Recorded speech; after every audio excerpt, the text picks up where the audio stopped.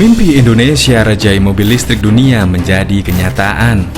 Belum menyaksikan video ini, pastikan bosku jangan lupa subscribe. Karena subscribe itu gratis plus bonus tonton video terbaru setiap harinya. Jangan lupa ya. Holding BUMN Pertambangan Main ID telah menandatangani perjanjian definitif dengan Vale Canada Limited Sumitomo Metal Mining untuk pembelian 20% saham PT Vale Indonesia Tbk pada Jumat 19 Juni 2020.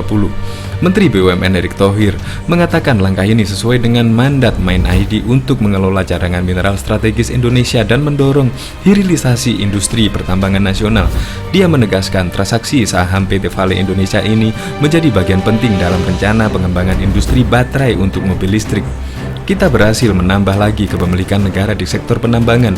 Indonesia merupakan salah satu produsen nikel terbesar di dunia, sehingga transaksi saham PT Vale Indonesia ini menjadi bagian penting dalam rencana pengembangan industri baterai untuk mobil listrik.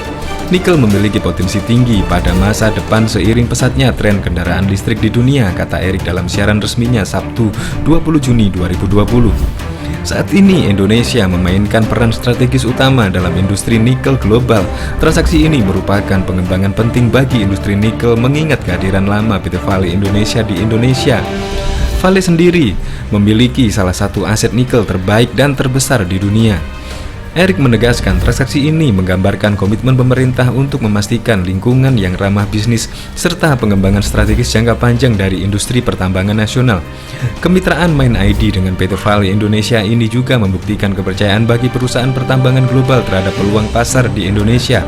Partisipasi Main ID di perusahaan tambang kelas dunia seperti Vale Indonesia, Brasil, Kanada, dan Freeport Indonesia, Amerika Serikat merupakan bukti keberhasilan Indonesia dalam menjaga dan menarik investasi perusahaan global ke industri pertambangan nasional, pungkas Erick.